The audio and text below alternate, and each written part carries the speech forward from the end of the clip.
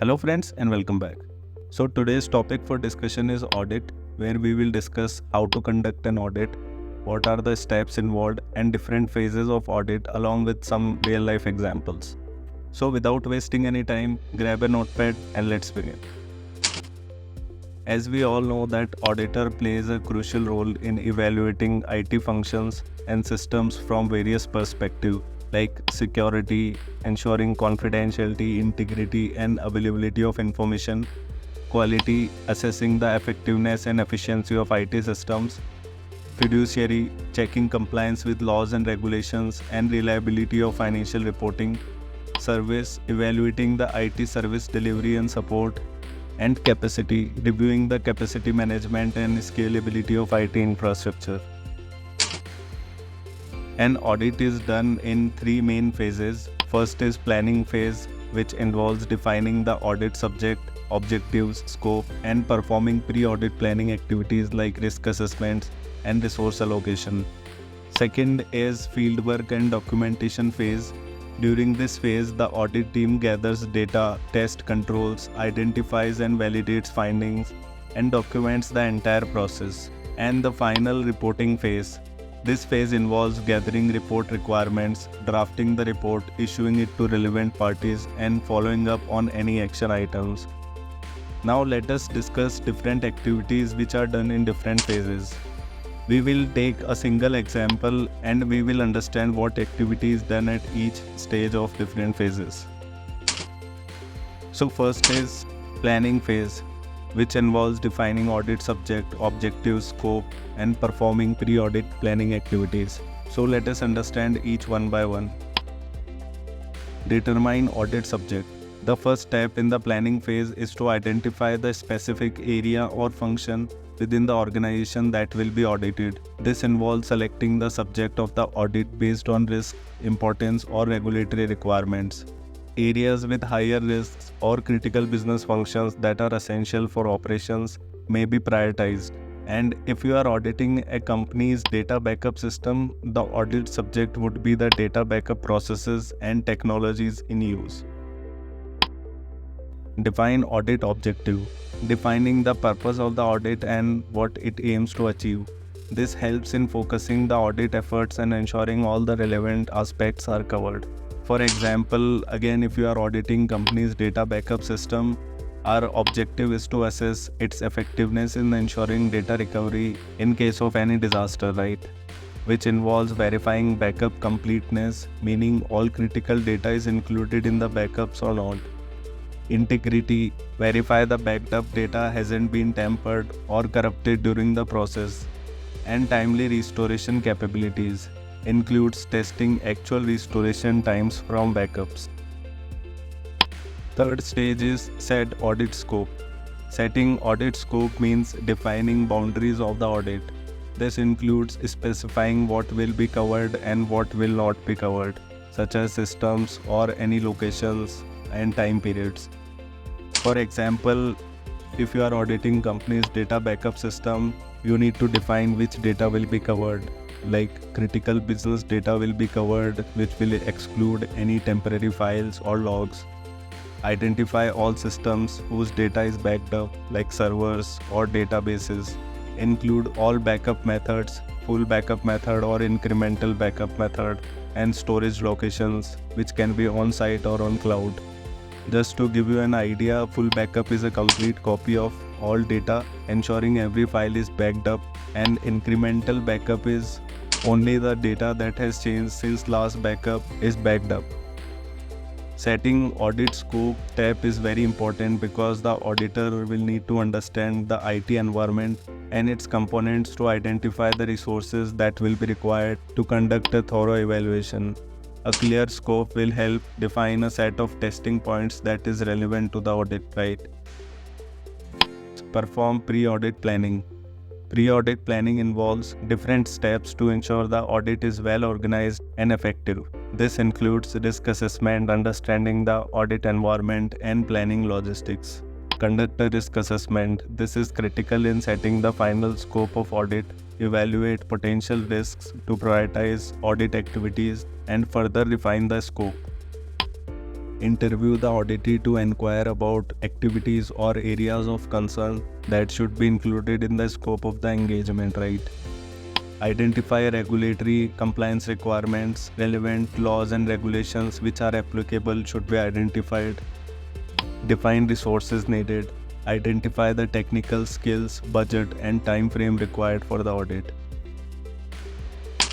Next step is determine procedures. Developing detailed audit procedures involves outlining the specific steps, techniques, and methodologies to be used during the audit to gather evidence and assess the data backup system.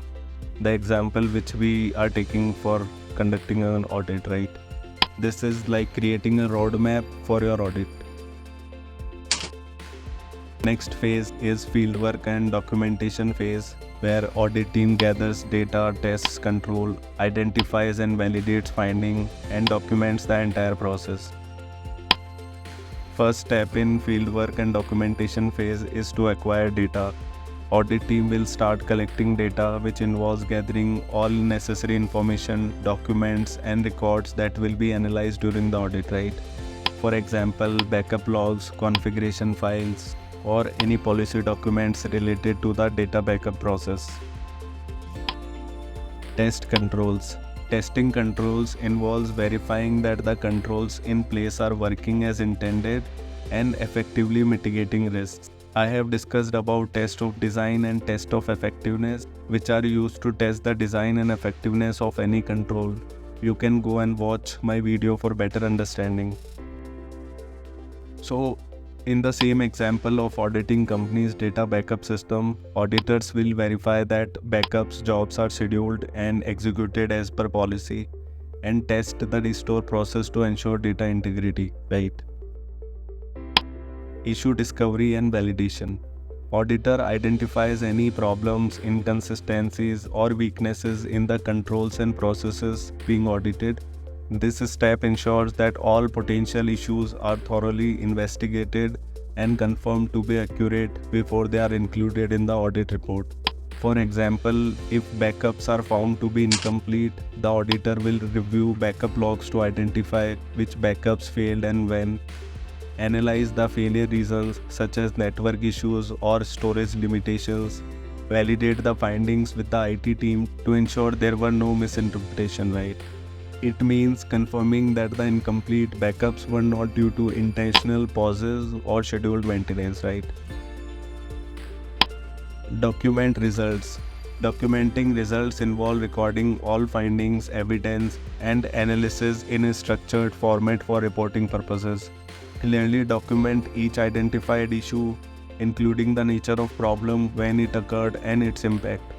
Attach any supporting evidence such as logs or screenshots or interview notes.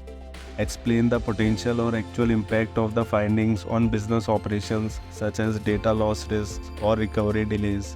Detailed report will include which backups failed, specify dates, times, and affected data. What was the reason for failure, network outages, or hardware malfunctions? What will be the potential impact, risk of data loss, on compliance with data retention policies, or business continuity concerns, right? Next is reporting phase. This is the final phase which involves gathering report requirements, drafting the report, issuing it to relevant parties, and following up on any action items. Gather report requirements. Understanding report requirements involves determining what the stakeholders expect in the final report, including its format, level of detail, and specific areas of focus, like identifying key sections such as executive summary, detailed findings, and recommendations. Draft report. Preparing a draft report involves summarizing the audit findings, conclusion, and recommendations in clear and comprehensive manner. The draft report should provide an overview of key issues identified during the audit, include detailed descriptions and analysis of each finding, offer actionable recommendations for addressing the identified issues. Next step is issue report. Finalizing and distributing the report involves ensuring the report is accurate, complete, and distributed to all relevant stakeholders.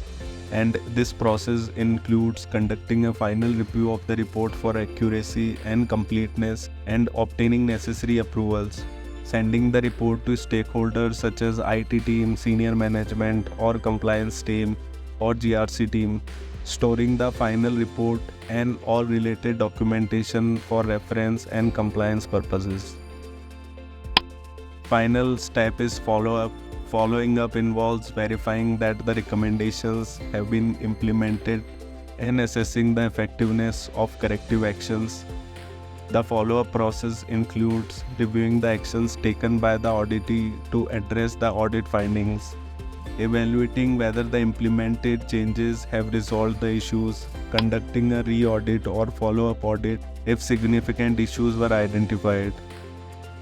So that wraps up our detailed overview of the audit process for a company's data backup system.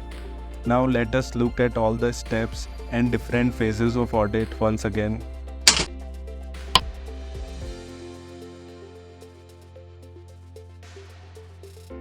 By following these steps, you can ensure a thorough and effective audit that helps safeguard your organization's critical data. If you found this video helpful, don't forget to like, subscribe and share it with others. Thank you for watching and feel free to leave any questions or comments below. Until next time, stay secure. Consider joining me on LinkedIn. Bye bye.